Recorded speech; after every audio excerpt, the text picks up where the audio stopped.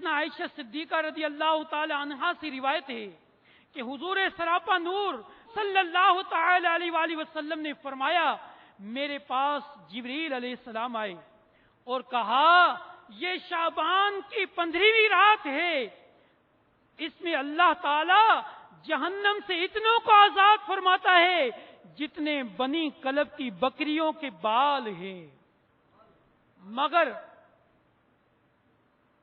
کافر اور عداوت کرنے والے اور رشتہ کاٹنے والے اور کپڑا لٹکانے والے اور ماں باپ کے نافرمانی کرنے والے اور شراب کے عادی کی طرف نظر رحمت نہیں فرماتا۔ حدیث پاک میں کپڑا لٹکانے والے کا جو بیان ہے، اس سے مراد وہ لوگ ہیں جو تکبر کے ساتھ ٹخنوں کے نیچے تہبند یا پاجامہ وغیرہ لٹکاتے ہیں، اور کروڑوں حنبلیوں کے عظیم پیشوا حضرت سیدنا امام احمد بن حنبل رضی اللہ تعالی عنہ نے حضرت سیدنا عبداللہ ابن عمر رضی اللہ تعالی عنہما سے جو روایت نقل کی، اس میں قاتل کا بھی ذکر ہے۔ میٹھے میٹھے محترم اسلامی بھائیوں، آپ نے سنا کہ اس ماہ شعبان المعظم میں ایک وہ مبارک رات 15ویں شعبان کی رات، جس رات میں بنی کلب کی قبیلے میں جتنی بکریاں تھیں، ان بکریوں کے بالوں سے بھی زیادہ اللہ تعالی گناہگاروں کو بخش دیتا ہے۔ وہ مبارک رات الحمدللہ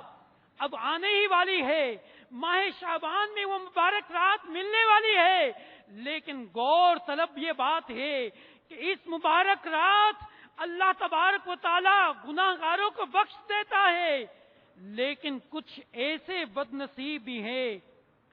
جو اس مبارک اور اہم رات میں اللہ تعالی کی رحمت سے محروم ہو جاتے ہیں۔ اس مبارک شب میں اللہ تبارک و تعالی